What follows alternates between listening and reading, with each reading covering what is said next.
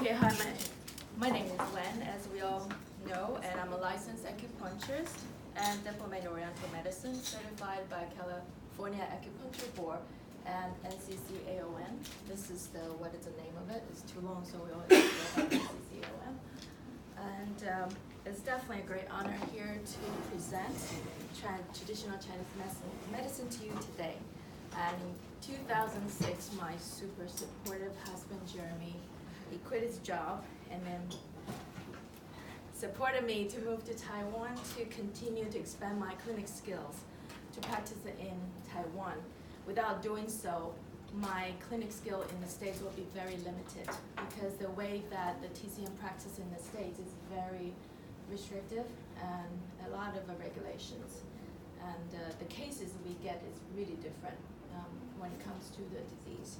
So, in Taiwan, TCM is a mainstream medicine. It parallels with Western medicine.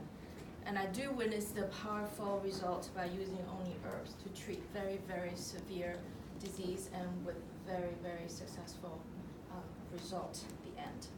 So my mission today is to make this ancient Chinese medicine to be more readily understood without using too many jargons, but you can stop me anytime if the phrases that I'm using that you are not really understanding it.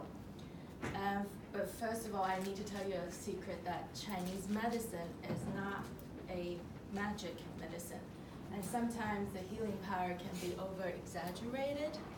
You may overhear like TCM is too esoteric, not rigorous scientific evidence, the human anatomy and physiology doesn't match with the modern, well-trained medical society. But for a long time, those kind of noise and strong debate and skepticism just never end. So today we're not here to discuss what the right answer is, but I'm just here to rather share of the idea of this medicine, because by talking about TCM, we have to talk about Chinese culture. By talking about Chinese culture, we have to make people understand where it comes from. And it all comes from the 5 elements. A lot of Chinese people actually live in this concept every day, in the 5 element concept, but they are not just aware of it. And then because this medicine is live with us every day, so it's also seen as a preventive medicine, because we incorporate a lot of those ideas into our food, into the way we think, or the way we work, the way we carry our body and everything. So as much as I try to make this presentation sound less serious, less complicated, and more entertaining, I may fail to do so, but I'll try really hard. And so I'm sure if it's not too entertaining, but you might find it useful by the end. So first of all, why do people get sick?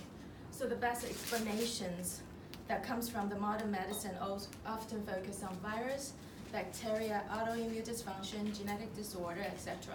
But if you really open up the materia medica, 80% of the origin and etiology of those diseases is stated unknown.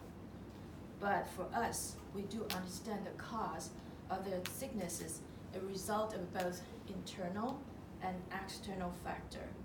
Internal factor are more related to the emotions, and it's quite complicated when we have to go into the organ systems. So I'm going to start with the more least complicated, which is the external factor that affect how health, and 20% most of the time. So the external factor we are calling, there are 6 external factors. I'm trying to make it more entertaining, so I found this good drawing here. I didn't draw this though. Okay. So there are 6 external pathogens. We call it evil qi, but it's nothing like evil. It's not originate from our own body. It comes from the external. So instead, I prefer to call it energy, and it sounds more neutral, and it's easier for people to understand when they are not familiar with the Asian culture first. So here are the 6 of them: wind, cold, summer heat, dampness, dryness, which we are in this stage right now in this fall weather, and the heat. And for other type of information, you might get more of that, more elements or more item of these pathogens. But so far, these are the major 6. Okay. So, although these 6 energy may be seen to harm people at time, they are absolutely indispensable for plants, crops, animal, and every living creatures on this planet to grow and to prosper, followed by the season. So without these 6 energies, nothing grows, nothing thrive, nothing live, and then we won't even be able to live on this planet at all. So it's a living energy for the whole planet, but it may harm us. But that's only 20% most of the time. So another 80% is what's going on inside. So don't get too carried away with this. So I'd like you to participate in this observation. So can anybody tell me what wind is like for the character? Do you have any idea? What's wind to you? How does it behave? Yes. Yes, Jackie. It moves. It moves. Is that what you mean? Like how Yes. does wind? Yeah. What's wind? How it behave? Have you ever put attention to see how wind behave? What's the character of it? Yes, Dan. It's erratic and unpredictable. Yes, capricious. What else? It stirs things up. Yes. What else? Carries things. Yes. That's a very good one. So when people have this dizzy vertigo, they spin it up. That's how the wind move inside the body, how that goes. Okay? So with capricious, like what Dan say, move around. When you have a joint pains that move around, that's the wind, the behavior inside of the body, how it causes the discomfort. So that's a wind. So what happened is the rest of these energy, cold, summer heat, dampness, dryness, heat, if you really observe how these energy goes, they are actually quite stationed. They don't move around, but the wind carries them. So in the summer, when the wind is blowing at its weakest strength, then you feel there's scorching heat. Then you need to fend yourself, because in summer there's not much wind. And when in the season right now, the wind is quite strong, and it carries the dry energy here. So all the air you actually feel really dry. When you go out there, your nostril gets really dry very fast. Okay, so all the disease, how it invades our bodies depends on the wind. So we guarded the wind as actually it's a must. We have to tell the patients, don't expose yourself too much of wind, even though you like to stay in front of the fan when you got so really hot and you open your shirt. But all the pores at that point is all open. So if you do that, the wind actually goes through into your pore. But in about a week time or 15 days, when you are feeling a little bit low, the energy, that's the time you start having the symptom of cold or flu. So it's the wind that it's really the critical element to carry all these 5 energies goes around. So how do we? Wait, does that mean you shouldn't sleep with a fan on? You could sleep with the fan on, but not directly blowing at you. You could actually have blowing at the wall and then hits back. It becomes softer. Yeah. So how do we call our disease clinically? How we define our diagnosis? We will say if a wind carries a cold, we call it wind cold. If the symptoms have stiff neck, headache, runny nose, flu, common cold, definitely that's a wind cold. So we call it wind cold. And obviously this is a very new phrase for people who are not familiar with this. But most Chinese people, they might have a little bit idea of what it called, right? So when the wind carries a dampness, we simply call it wind damp. So the symptoms are feeling heavy, fatigue, painful joints, and sometimes you have a watery stool. So sometimes when you're in China, you're hearing people talking about this, now you have a more idea of what they're talking about, especially if you go to the TCM physician who are talking about this, now you will say, I knew that. So you don't have to spend a lot of time, to listen to how to explain this. And then when the wind carries heat, it calls wind heat. And the symptoms are very, very pronounced sore throat, you feel heat here, and severe cough with a yellow sputum. The yellow and white, yellow represent heat, the white one represents a cold. So from there, we will decide the different herbs to treat the heat or the warm, the cold, okay? So that's how it goes. And each energy has its own character, which can quite obvious to observe seriously. And through observation, the ancient Chinese are able to find the cause of the illness and treat accordingly. So by watching the season change with the direction of the wind blowing, people can be well prepared to combat with the predictable disease.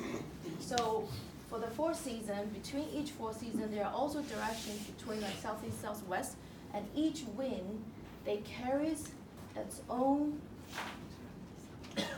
elements that we don't like.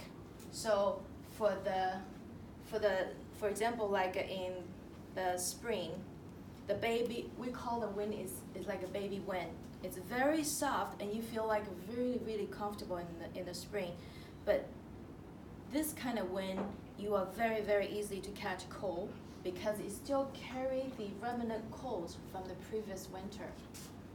So this is how energy still goes. And then in the summer, the heat, like I mentioned it before, the heat is scorching, but because the wind is at its weakest, so it stations at the place where you feel hot. And then when the heat goes to the extreme, it attacks hot. And the west, when it's autumn right now, it's very, very dry, but there is a wisdom in our nature is, throughout these seasons, until we go through all these seasons, by the end summer, the late summer, the air is very damped. So people are really, really prone to the dampness, and it hurts the spleen, and that gives you a lot of joints pains, arthritis. So by this time, the nature will blow the wind strong, carries the dryness to balance out with the dampness. So that's how the season goes. So it actually reaches its own equilibrium itself. So when we know that throughout the whole year there's a 4 seasons and also 8 types of wind, we can predict what is coming up, what are coming up. People may come to the clinic with all these issues more pronounced, besides the chronic issues on top of this. And then we'll treat the affect organ accordingly, because these are organs more exposed and be more easy to get attacked by this energy because they don't like it. Okay, this is actually could get more complicated, but I don't want to bore you guys. So, okay, so.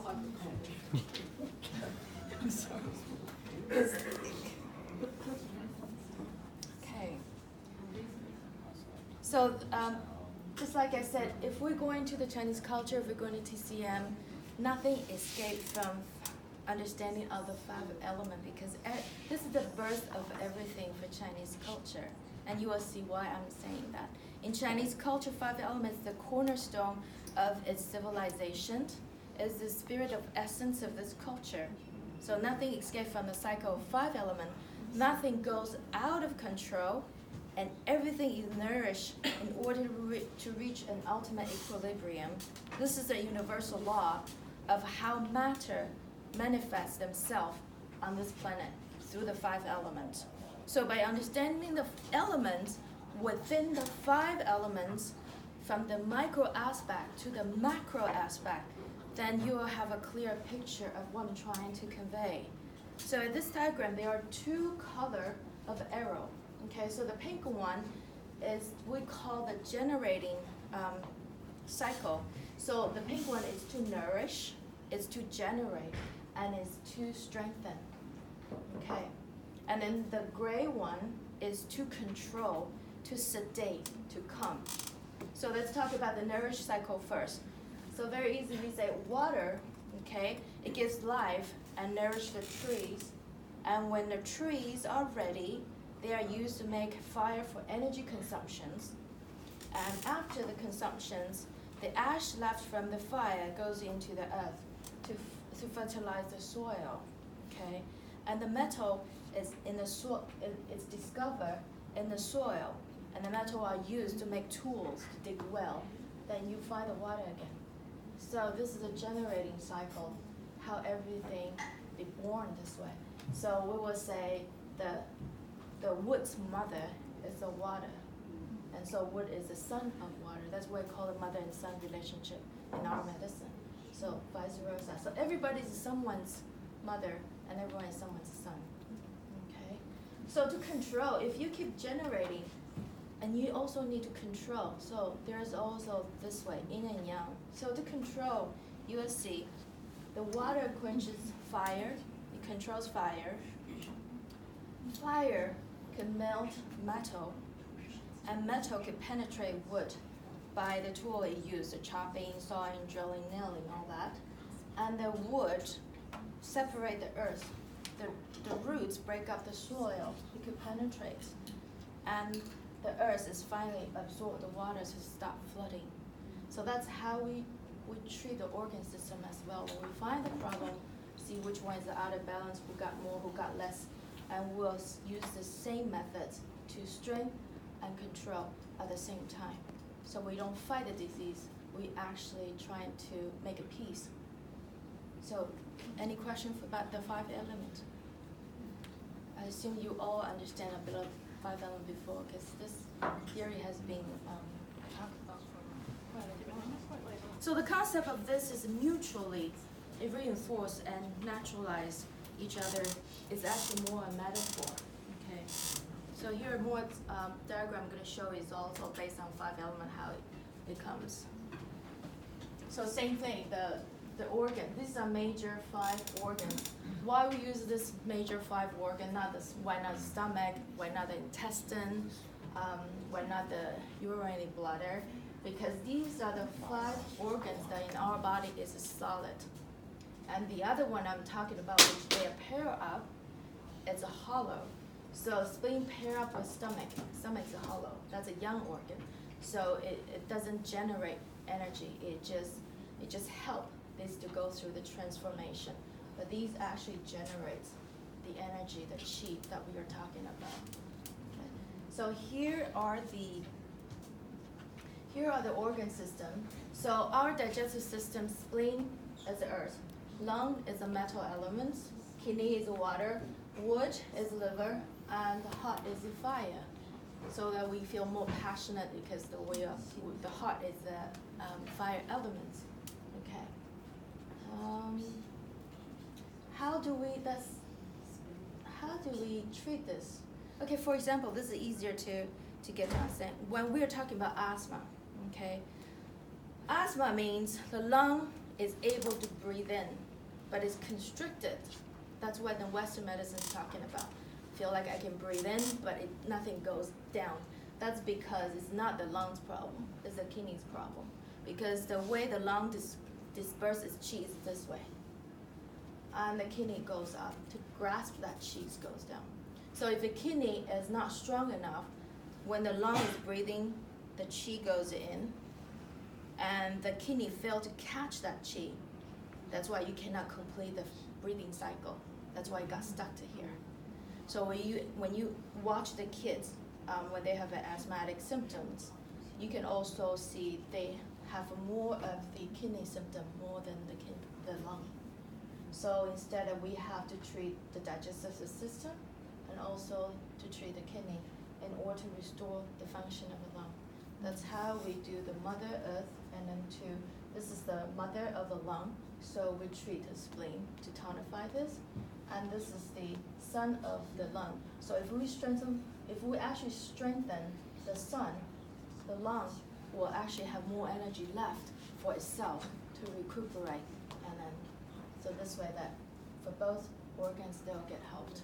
This is how we do our treatment plan, the strategy of how we do that. Okay. Any questions about disease and how the organ system work? When I've got a question, if you've only got one kidney, does that unbalance it? What, say that again? If you've only got one kidney, like some people only have one kidney. That's fine because That does work. this is a very refined machine. If lacking of any one, they will actually restructure itself to make one work. Yeah. So if you have a one lung, one kidney, that's how we design ourselves. This has to be a pair. Even the liver, if you chop off a little bit, they will regrow it back. This is a really refined machine. It's so interesting. Yeah.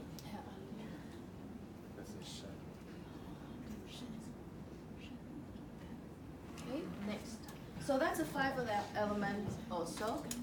So another 5 elements, again, you will see the organ system is, if it's in imbalanced state, the emotion is healthy. So we're actually balanced, then we shows order, we shows trust, because the spleen is healthy, so we have good trust. Lungs are healthy, you shows integrity. Kidney is wisdom, and liver is compassion. So when it's out of balance, the same organs, then it display different personality. You feel anxiety over joy, and it's for spleen, it's over worrying and overthinking, and lung is sorrow, and for kidney it get fear, a loneliness. Some people will actually have a fear of I don't know why, I feel constantly in fear. Then you have to check the kidney if it's out of balance. And then liver is anger and resentment. Okay. Point. Yes? Would patients come to you with the emotional symptoms? Mhm. Do patients come and just say, I'm feeling really worried or Yeah. help me? Yeah. Worry is here. Yeah. So if you go here, then you can check the tongue, check the pulse, because they all show different color, and you ask a few questions to confirm that if that's really going to the spleen systems and all that. Most of the time, it's pretty accurate. Yeah. This is a science which we don't know how to prove it, but it's really a scientific diagnosis though. Like, I don't know how to say it, but it's just the way the scientific world, the Western, the way they set up the lab, they want the kind of evidence they want to get is we can't give them that. It's actually tangible, but I don't know why they call it tangible. Different dimensions. Yeah. So let's say when how does our body really hurt the organ system? How does it really got disturbed? For example, like if you feel really angry to a point where you're furious. Okay, so this is a wood element. When it feels really angry, it first attacked spleen because the wood attacked the earth, right? And you start having feeling the stomach pain, and you have the cramps and all that. So it's here that hurts at first. Then when it starts get fiery, there's a fire, then you will ask the mother kidney water to quench the fire. So there's not enough water to support the heart. Okay? So what happens is our body trying to release that heat, that fire. So you will get tears from the liver because the tear is generated from the liver. The heat, the sweat is generated from the heart. Okay? So you get all that water is trying to vent out and bring out the heat. And then because this is giving too much water, it doesn't have enough water to balance with your heart, you ask more water to ask the supply from the lung. So lung is giving more water here, then the lung will you have the rapid breathing. You'll increase the breathing to produce more water, because through the breathing system, the exchange of oxygen and CO2, it produces 400 cc of water per day. So that's how the water that generated from the lung is the mother that supplies the kidney to give actually that water. Okay. So this is how when we get really angry, that's how what's going on inside. So this hurt, this got overheated, and this got deficient, got enough water, and this is just get too much consumption from the kidney. So don't get angry that much.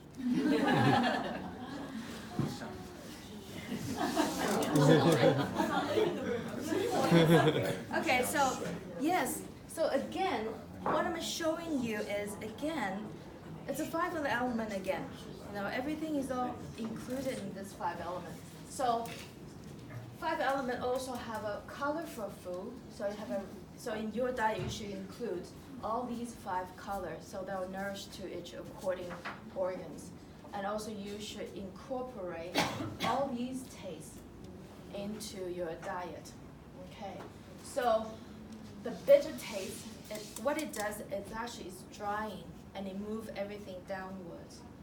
And sweet taste is actually nourishing, tonify, gives energy. For the spicy, we'll call it more pungent.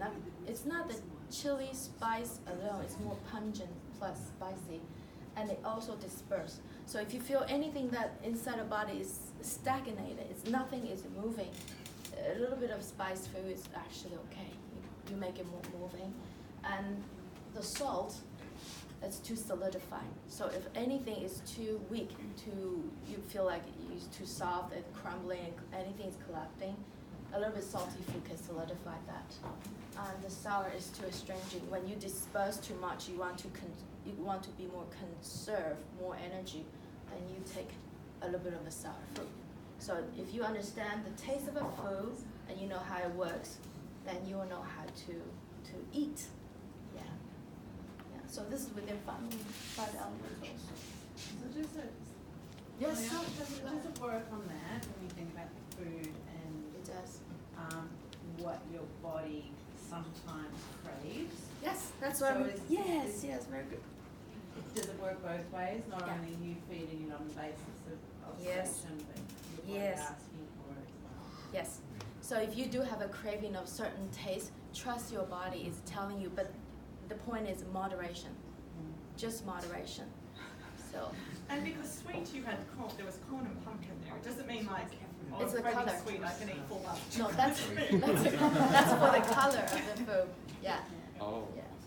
So you can tell that most people who actually, if they are constantly craving for sweetness, that means their spleen system, their pancreas, their spleen system is actually quite weak and deficient. So it cannot utilize the energy inside of your body because it cannot transform that energy into where it actually needed. So it's making your body to crave more sweet, to want to get that energy. So at that time we should treat the spleen, digestive system, the organ system. Then the person, the craving for sweetness will get lessen and lessen. So here, back to 5 elements, also the personality. So have a list of all this, and I think this is too much to go through, but I'm just quickly run it. We all have 5 elements inside of our system. So you have all these traits inside of you, any one of us. It just depends which element of you is more distinct. So you will display that personality more pronounced. But we all have these traits. So sometimes, let's say, sometimes you are very earth, someday you wake up, you're very wood, and then it's on the good side of a wood, or if it's the bad side of a wood, then you'll carry out that personality. So we are all the same, there is no difference.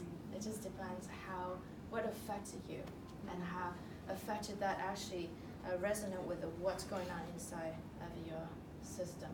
So for example, for the earth, so if your good side is very good at handling money, but one day you wake up on the wrong side of bed, you become very stingy. So that's switch back and forth. But we all have this, okay? I'm running out of time. Okay, again, so quickly, so 5 elements, you say, okay, now this is really 5 elements because it's everything when we do the tongue diagnosis, this is how the organ system that you can actually monitor through your tongue, the spreads of your tongue, see which location. So in tongue, we can actually see 80% of what's going on in the body. Yeah, and then finalize, we go through the pulse just to make that last check. But through the face, through the tongue, we already have to finalize, do the diagnosis 80% of pretty accurately. Yeah. So if you have any of the elements that it's more pronounced or more weak, they will show in these areas on the face. Okay. In So what that's way will they show? what blotches, pimple, pigmentations, sometimes even mold. Mold comes and they will actually appear and disappear from time to time. Yeah. Any questions? What does the pulse study mean? Pulse study? Pulse. Yes. What does it do? What does it tell you? Oh, it tells me a lot. It tells me a lot. It tells me if the symptom is at the surface or is the symptom comes from within. So let's say if you have external pathogen attacking you from that 6 evil cheese or 6 energy, that pulse will show more jump up to the surface. So you treat the wind invasions.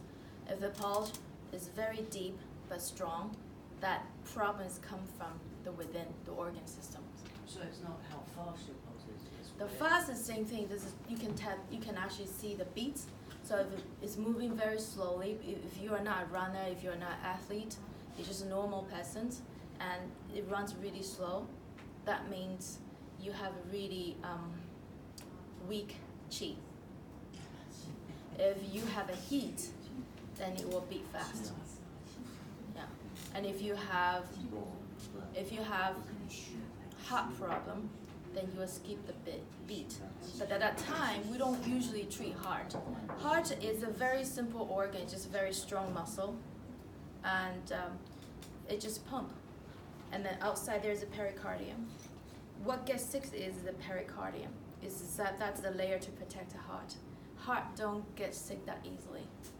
So when we treat heart, we treat 2 organs. We treat small intestine and pericardium, and that works.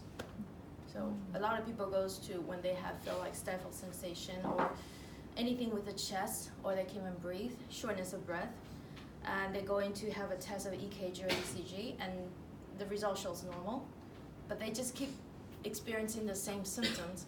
It's because the intestine, it's because the pericardium. The Western med don't look at this part, especially small intestine. So any heart disease has to treat small intestine first. Because heart don't get sick that easily. They don't. When? Yes. Ask you one more question. Yeah. In Western, like, the brain is quite prominent, The brain? the brain, Mm. but you haven't mentioned this too. Brain is not the major one. Brain is, if everything here is balanced, brain is balanced. Yeah. Question, Yes. what if I've got a really bad headache? That's a wind. That's- Wind thrown up. So that's, which organs does it relate, or all organs in the system? All organ, but more is the lung and liver. Is the metal and wood element. Is there a difference in the different bodies from different cultures? Different headaches. When we get headache, Different looking livers. when we get how we get headache is you follow by this. Maybe different ethnicity, right? Different ethnicity, I think what does that mean? race, Minority. or color. Here, if you're looking at the headache, you're looking at the meridian system. Okay, so the meridian, here is, we have like 20 meridian altogether, and this is the meridian I'm showing the most common one. It's called Yang meridian, where you can see it will cover this really huge area of our body. Same thing with the 3 models. Okay, so here, same thing. So if you have the pain in the occipital area and go around the ear, that's most people will get it. That's a wind attack. If you have a wind attack, you usually get these kind of headache. Any kind of a stiff neck, the shoulder joint pain, the hypochondrial pain, and also the sciatica and all around here. That's all the yang way. It's all wind. It's all wind. Every disease is all generated by wind, and it depends on what energy it carries into your body. Am I clear this way? When can we make an appointment?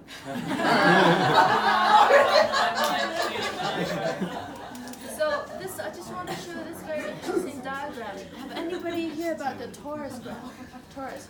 Torus is, okay, when we're talking about how the lung qi disperse this way, okay? And the kidney qi comes up to grasp it to go down. So there is a circulation like this, right? So this is a 2-dimensional, but you have to look at 3-dimensional. So this is how it goes in 3-dimensional, and that's how the qi get recycled and regenerate. So if you're drawing by infinite or taiji, it's actually the same thing. This is what it is. This is all regenerating. It's called magraph also.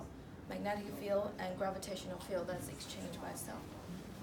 And so you want to see how big my qi is, the field Just open your arm. Everyone is different. That's how big it is. You protect yourself around this area. So if you really practice the qi and you exercise it, there is actually protection yourself here. This much of a field that you can protect yourself.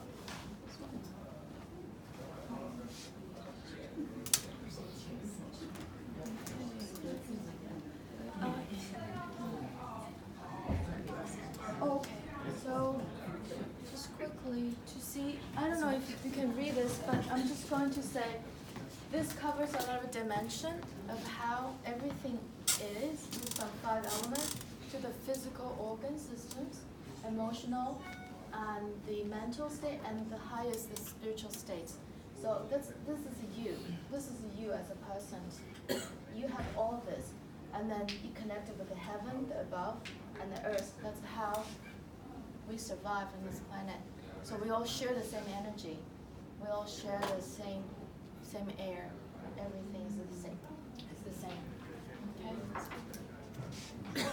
Okay.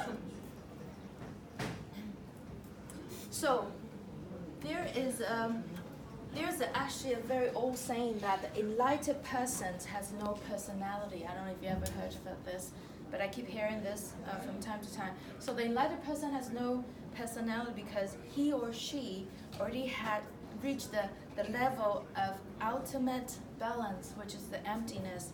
So he and she can be anything, but also have nothing to show emotionally.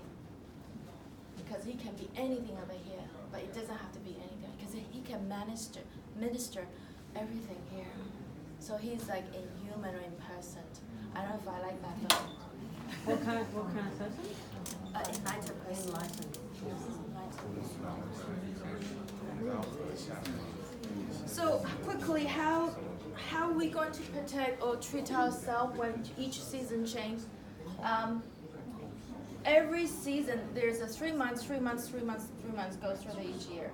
At the end of the month, before it moves to the next season, okay, so the end of the last 18 days of summer, for example, that energy that she will flow back to the earth for 18 days to get transformed, to get nourished, to get recharged, then it comes out for the next season. So every season does the same thing. So if you want to help yourself to do better for the next season, followed by you treat yourself the last 18 days of a season when you change. So it's an earth element, and earth element in our medicine is the digestive system, and digestive system has 80% to do with our immune system, because all the lymph nodes, 80% is around here, and the rest of 20% spreads around here, here, here, here. So 80% of the lymph system is all concentrated in our digestive system. Circadian clock. This is again 5 element, but the best things to go to sleep if you want to get healthy, sleep before 11 o'clock, because when you are sleeping, when you're sleeping, you need to pass that wave from the alpha wave from the beta wave into the alpha wave. When your brain wave turns into alpha wave, that's a time when your body, the repair functions start to activate. If you don't get into that deep sleep, you don't get repaired. So next day you still feel tired because you don't get repaired. And what repairs us is the liver. So liver, this is a critical time, 1 o'clock to 3 o'clock. So if your liver has problem, if you don't have enough water getting from the kidney, people usually wake up around 3 o'clock or 5 o'clock. So these are the two time frames that people tend to wake up when they're sleeping. So you have to treat the organ accordingly if you have sleeping disorder this way. So the best time is to wake up between 5 to 7 o'clock to move the ball, to clean your intestine, everything. So go to bathroom. Then after it's all clean, you start to eat. And so the digestive system will start to take in the food and absorb and give the energy for the rest of the time till here, and then you sleep. That's how, if you want to be really healthy, live to 105.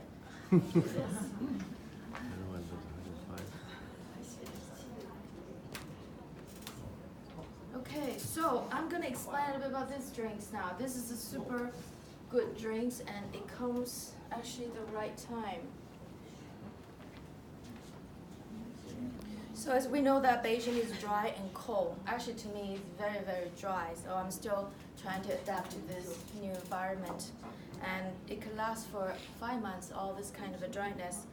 And I think I would suggest you prepare yourself in this winter so you have a more smooth running for the winter. So the autumn is best the time. And this drink is actually very good to nourish your lung. It just have a really slimy taste. It's an acquired taste. But it's good. Okay, so the drink itself, it has these 4 ingredients. It has the snow fungus, so the tremella is the scientific name. And Chinese name is the Inger, is a silver year.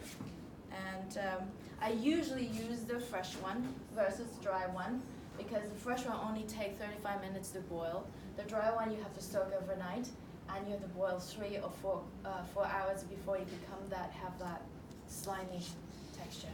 And that is the texture actually nourish our organ system. You think, if you open up your body, you check every organ system, even everything comes out from your body beside urine.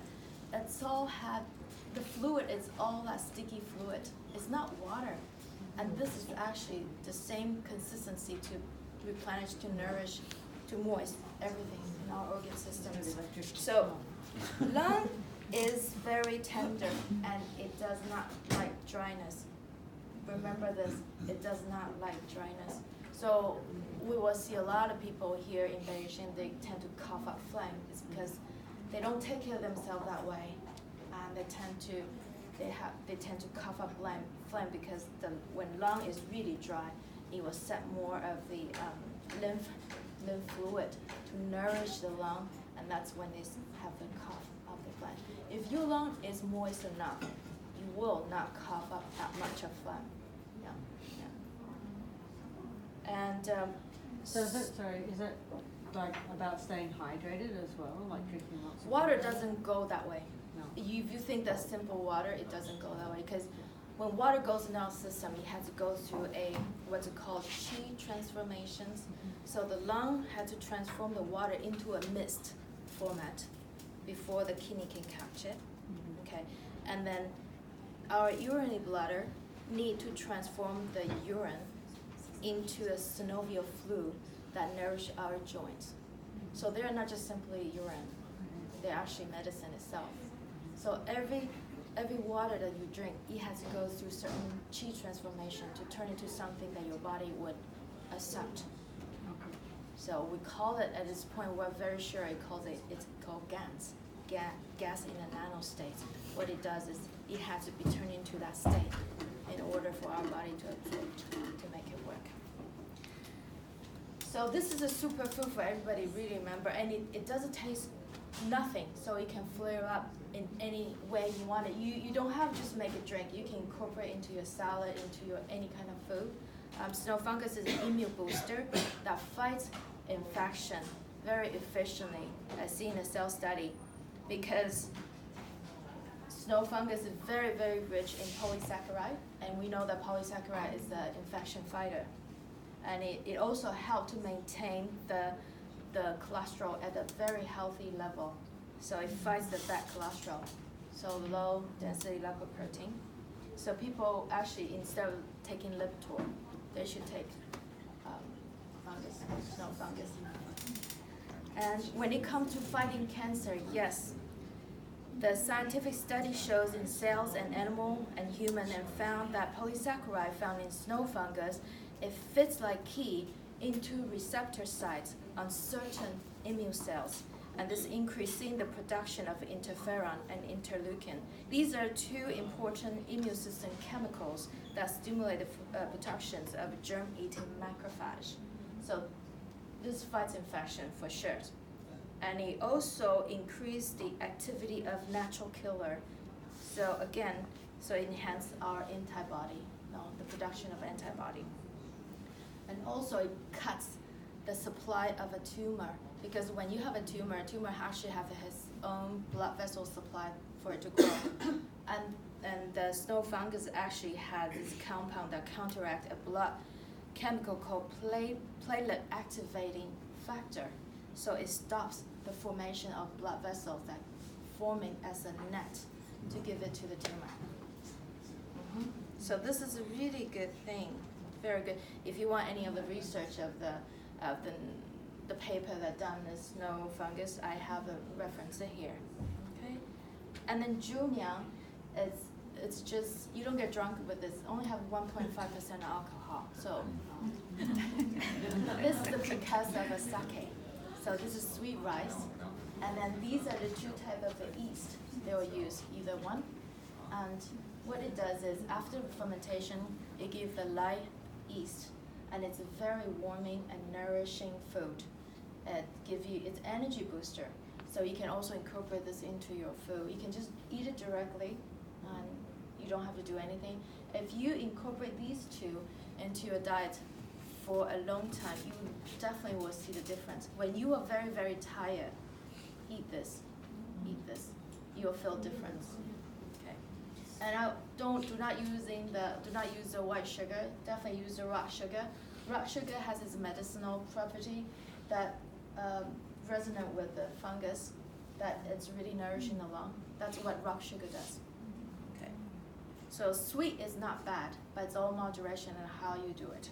And every type of sugar, black sugar, molasses, or the rock sugar, all has a medicinal property.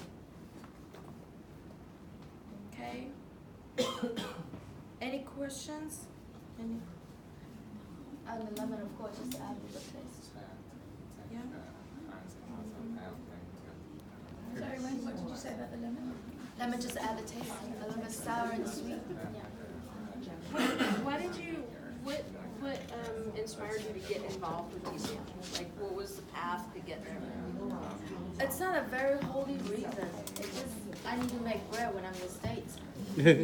It's just a job. Okay, I Well, need to she's not- interrupt because one of our elements has gone bad. off. It's 30 minutes, We're experiencing a fire. Oh. Oh, wow.